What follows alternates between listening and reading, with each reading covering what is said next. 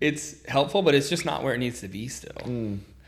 I mean, at some point it will probably get there, but... And then my favorite is like the way it self-corrects. Like, oh, you're right to bring this up. Yeah. Or like, good job thinking thoughtful. about this. Thank you. Fuck off. Like, No. It's a weird time, definitely. I don't know. You know, it's a weird time in certain spaces, but if you look, I go to like 5 gyms, right? One of them is mine, but 4 other places, and I jump around, fucking slammed. All of them. At all times of day. Like... People are still training with trainers. They're still training at 2 o'clock in the afternoon, 6 at night.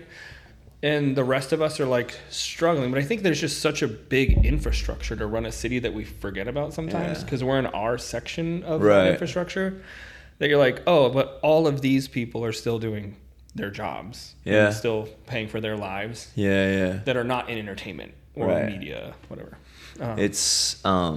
Yeah, no, on my side of the biz, I mean, I feel like all you hear about is all the productions moving to like Ireland and like Europe and all that stuff. Like, anyway, dude, this is it. We're rolling. We're going. We're a podcast, Josh. Kesh. We're back. Very important episode today, right? Yes, sir. Men's Mental Health Month. And I mean, I feel like you and I, as we're discussing, we already talk about this a good amount, just together, but also each episode I feel like we've touched base on that, but I feel like today's a great opportunity to go maybe a little deeper into that. How about a check-in to start? How you feeling? How you doing? It's funny we're talking about mental health because like Thursdays before this podcast is like my therapy day. So every time I come in to record, I'm already thinking about, oh, what did I learn in therapy today? I'm feeling pretty good. Physically, I got beat up by a massage therapist yesterday.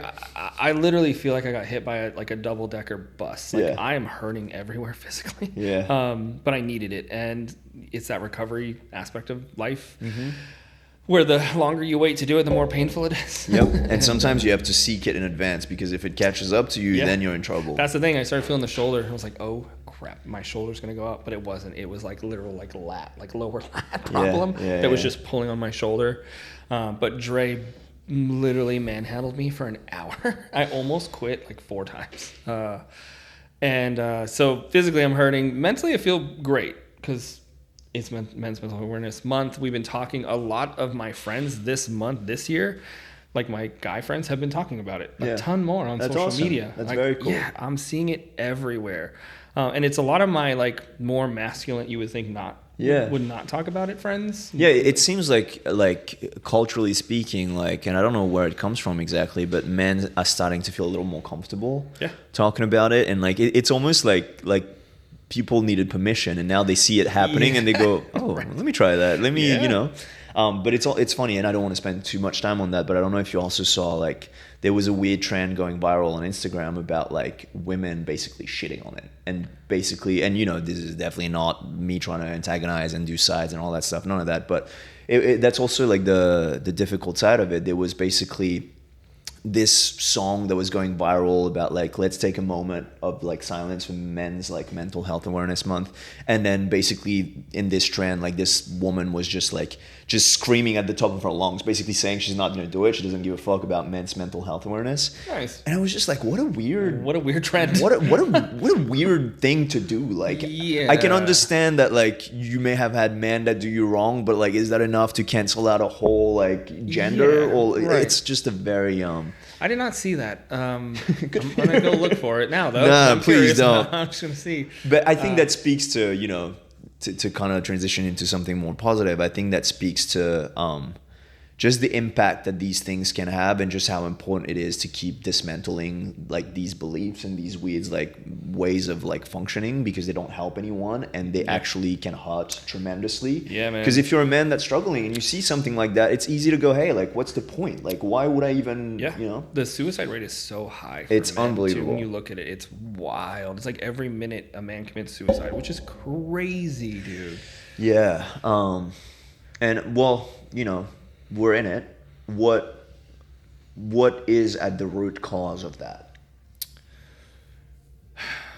I think most of us are raised to suppress. Most men. Yeah.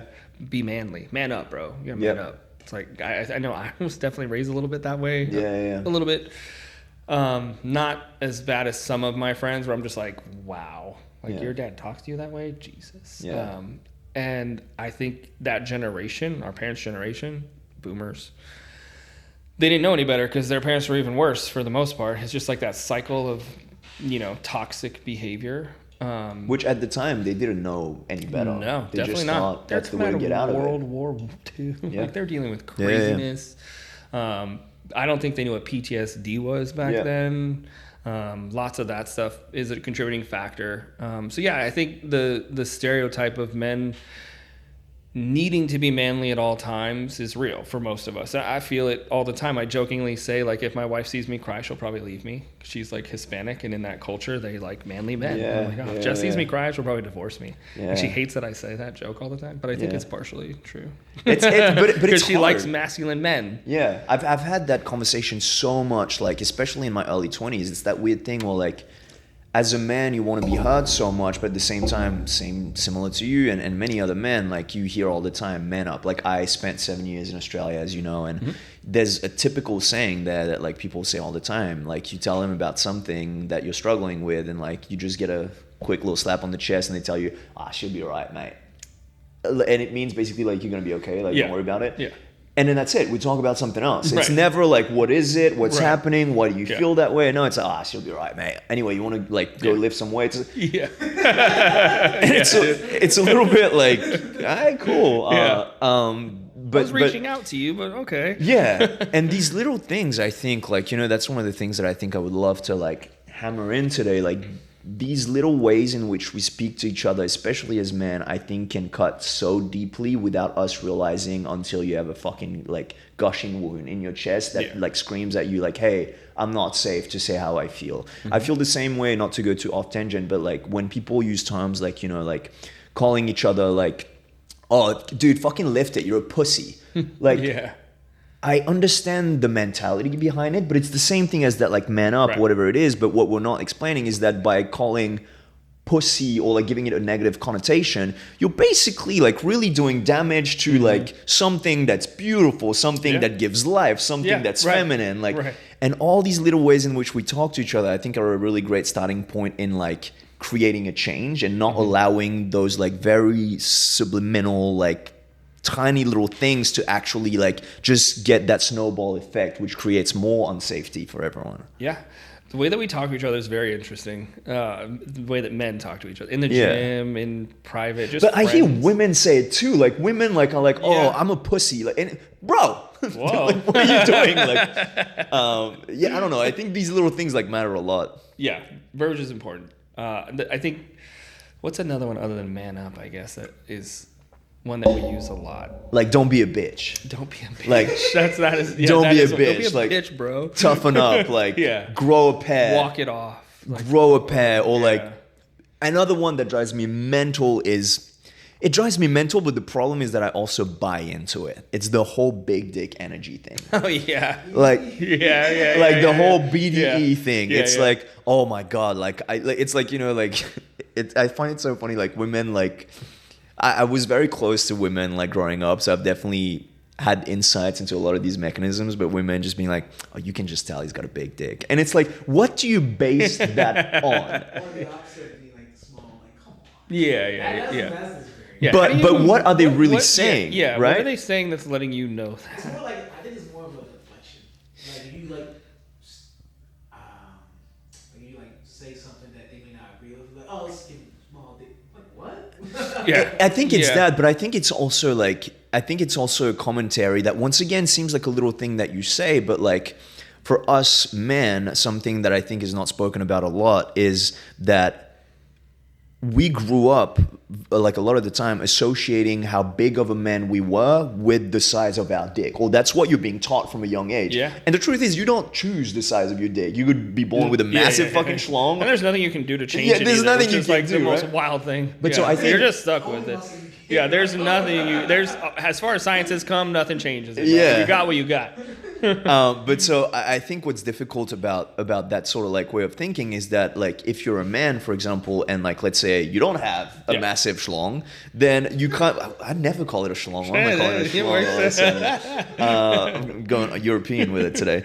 Anyway, the thing that it does, I think, is it has a direct like impact on your confidence. You may think, oh, well, someone told me I had like little dick energy because I didn't agree with this or I didn't agree with that. Then all of a sudden you start really questioning your own self-worth as a man based on someone's assumption of you, something you're born with. which is, but I don't think that's even what they're commenting on. I think in that particular instance, what they're commenting on is their projection of a lack of masculine traits that are typically something that we think in society are what a man should be. So for example, I think people will associate someone with big dick energy if they are a leader, if they are someone that can provide, if they're someone that make a lot of money and this and that. We're starting to see a shift a little bit where now I think especially some women that like spend a lot of time like in the mental health space will call someone like saying, oh, they have big dick energy if they're comfortable in their own feelings, if they're, able to talk about their vulnerability and all that stuff. So that's starting to shift positively.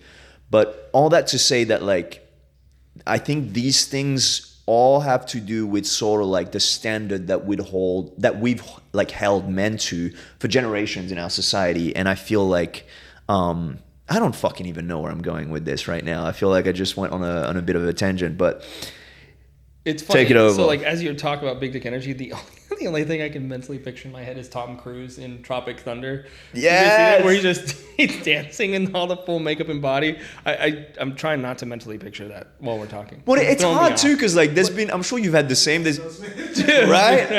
There's been many times where like let's say a girl has told me, oh, you have big dick. And in those moments, I'm happy to roll with it. Yeah, I'm not talking about mental health, nothing. Like I'm like, thank you, I appreciate that. Yeah, because we know what they mean. Like the confidence thing, the leader, the CEO. And that's who that character is in that movie. Like that Tom Cruise role, he's like the head of the studio. Yeah. And like he has that energy, so he makes all the decisions and he's calm under tension and all that stuff that we want, that all men want to be. So true. But I think all that to say to kind of like, because this is such a wild tangent, but all that to say that I think there is such an expectation as men that we have to live up to at all times. And even now, that still is the case. And I think that the only way we can really start loving ourselves and taking care of ourselves is if we're able to detach from that standard. It could still exist. It could still be a standard that's really great to live up to every now and again. But you got to be able to love yourself even in the moments where you don't feel like you've got that dog in you. Even in those moments. You know what I mean? Like, yeah, totally. I think it's hard too now where like I feel like men are in this weird spot, not to like cry for being a man or anything. I'm very don't be happy, a bitch, happy bro. to be a man. But like we're in this weird spot where like you want to be held to this masculine. You don't want to be. You are held to this masculine standard. But then there's also the toxic masculine standard too. So like be masculine but not too masculine. Like don't do that, but do this, but don't do that either. Like I want you here, but not here, right here, but not there. Yeah. And we're trying to find where as men we're supposed to fit because most of us are not trying to be toxic scumbags. Well, it's like having to be one side of the coin. It's not black and white. No. It's not fully yin and yang. Like there is so much beauty in the gray. Yeah. But as men, we're always like upheld to the standard of having to be the extreme of that one side. Yeah. And even with women, like you said earlier, like I think this is where I was going originally, and here we are in dick sand right now. But like this whole idea that like as a man, I feel drunk. I don't know what's in this thing. I think dick sand is a hashtag. Right? But I feel like as man, like that's what you want in a woman as well, right? You want a woman that like you'll be able to open up to and is not going to judge you or like leave you if she sees you break, kind of thing. Yeah. And a lot of women also think they want that. But then the second it happens, like you said, they kind of look at you a little different. And as a man, you feel terribly unsafe if that happens. Yeah. I had this happen recently, actually, with my wife. And we were talking about this exact thing. And I was like, I jokingly say, you'd leave me if I cry. And she's like, I've only seen you cry one time in 15 years. And it was when my uncle committed suicide. Yeah. When we found out that he'd committed suicide, it was a huge hit for me because we were really close. And I fucking loved my uncle, man. We were super close. It was 3 years ago, and I still struggle with not being able to just go see him. And I cried in front of my wife. It just came out, you know?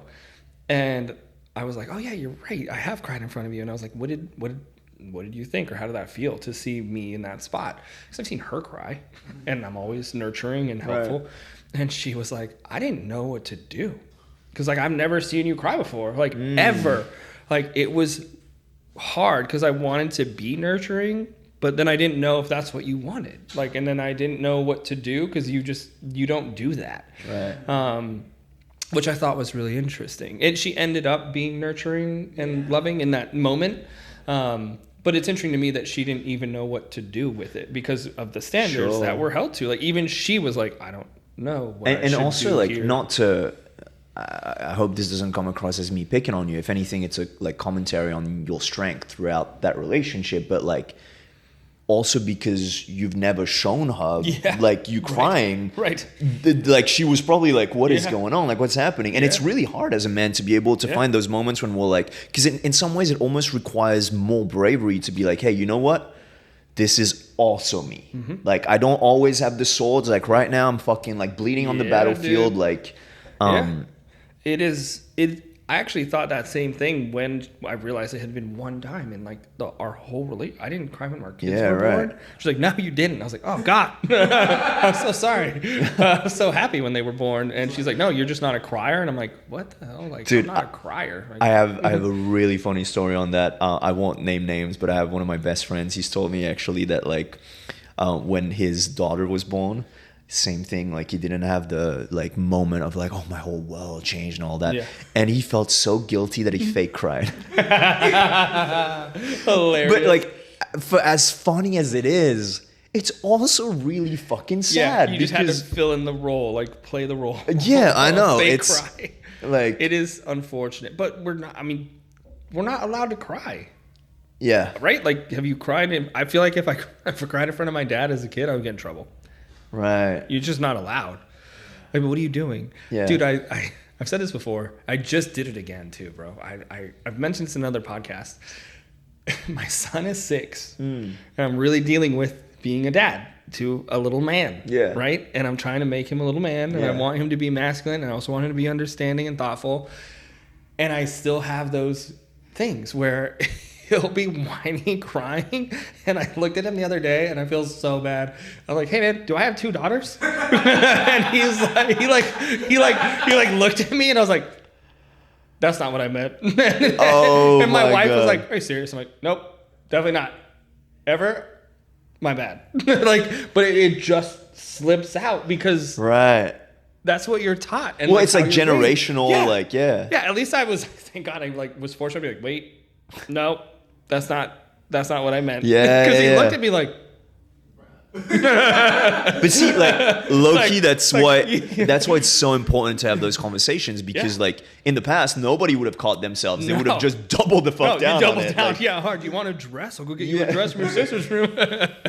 Oh, you hard. Like, that's so bad. I'm glad I caught it, but like, I can't believe it still slips out. And again, we've talked about it more than once, which is making me feel bad, kind of. But it's hard to break those generational things. Yeah. Even now, being pretty aware and enlightened, as a man in my late 30s, I still have those moments where I'm just like, dude. Well, I think it's hard because like there's also a real use to gritting your teeth and being resilient and being strong. And when you see the benefits and the results of that side, it's really hard to imagine that there could be benefits to what feels like the complete other side, the vulnerable, because I think as men, we've been made to some degree to associate vulnerability with weakness and not strength, when really it is the biggest show of strength that you could demonstrate to just be yourself without the weapons in your hands to show, hey, this is how big and strong I am, right? Yeah. I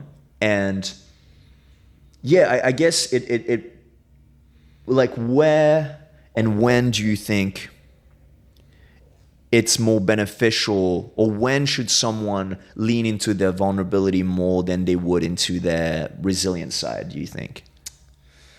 I think one of the best ways to start doing it is with a partner, because it's a safe place to do it, or it should be, right? Yeah. And if it's not, that should be a red But flag. also, it may not feel like that at first if it's your first time trying to do that. Totally. Yeah, it might not feel that way, but that person, if you're fortunate enough to have a good friend, like if you have a good guy friend that you can do that with, which is hard because we all give each other shit all the time. Yeah, it's like nonstop.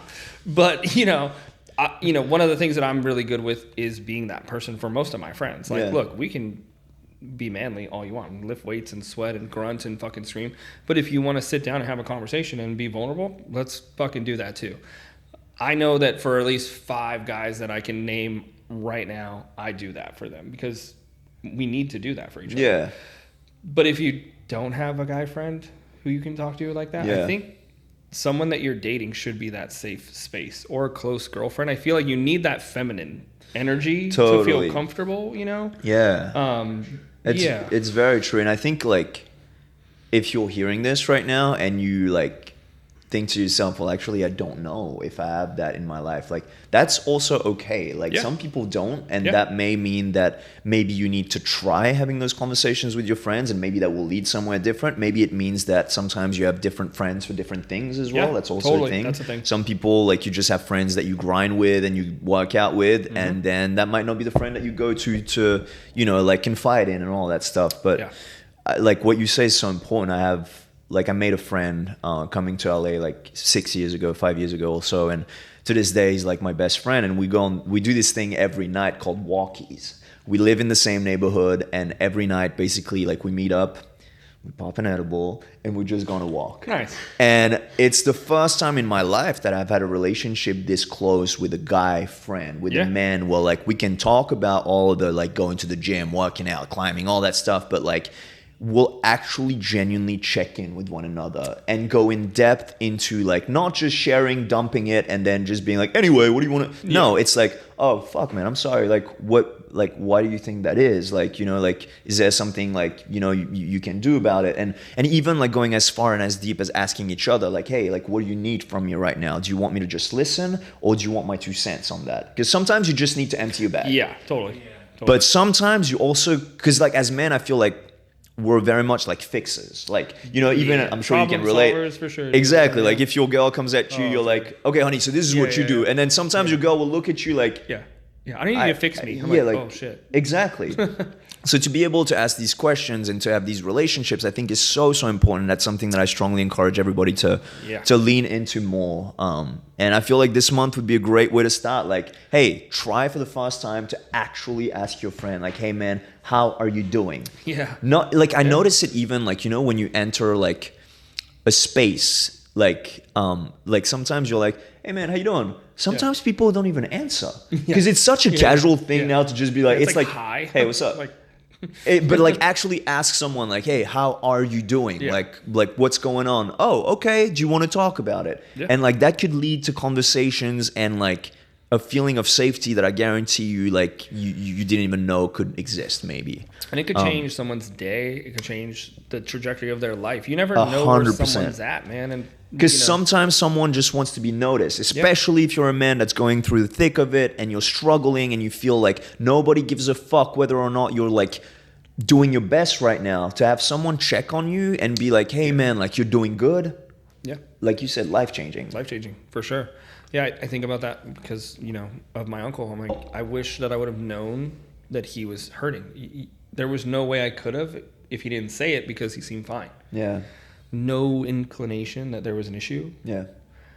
Until it was too late already, and so checking in without, this guy's doing really bad, I should check in. No, just check in, dude. Just check in with your friends, man. Yeah. Like, they're your friends. Like, they matter to you.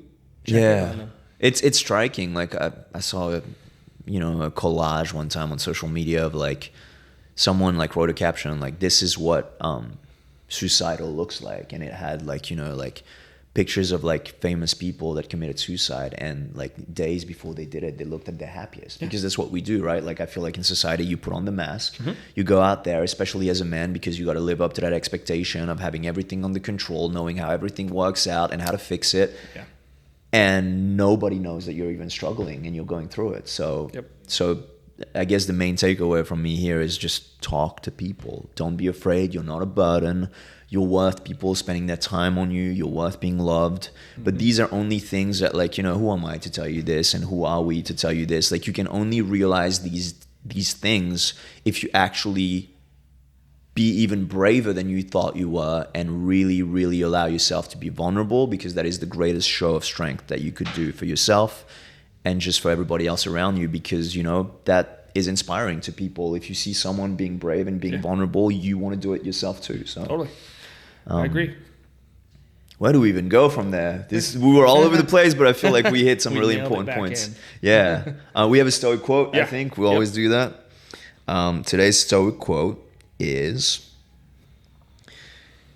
in your actions, don't procrastinate.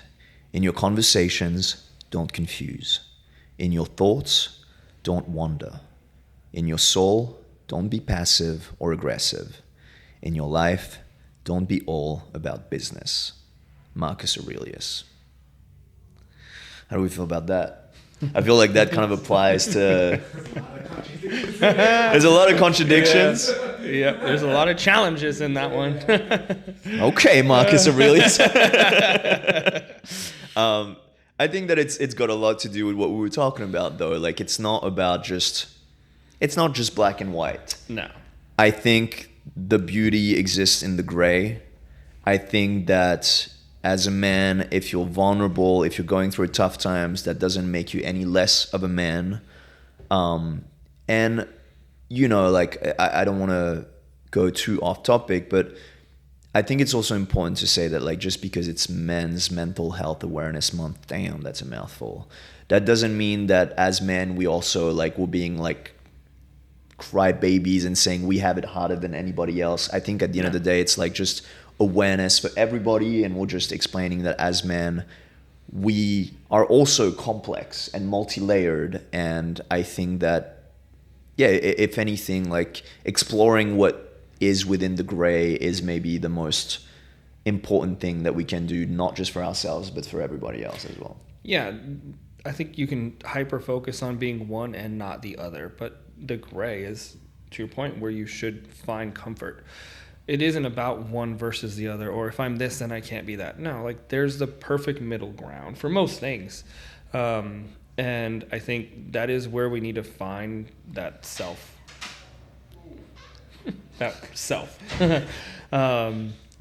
So, yeah, that's another one in the bank. That's it. I feel like we're going to do our due diligence as well and put, like, links in the description, you know, helplines and all that stuff. And, you know, I think parting words, if you're going through it right now, it's going to be okay. This too shall pass, literally, not just words. And, yeah, you're not alone. Like, I know you can feel Truly. Like you're alone, but you're really not. You can DM us comments too. You know, we're here. And yeah, thank you guys so much for following along. Warrior Poet Podcast. Kesh. Josh. See you guys next time. Out. See you next time.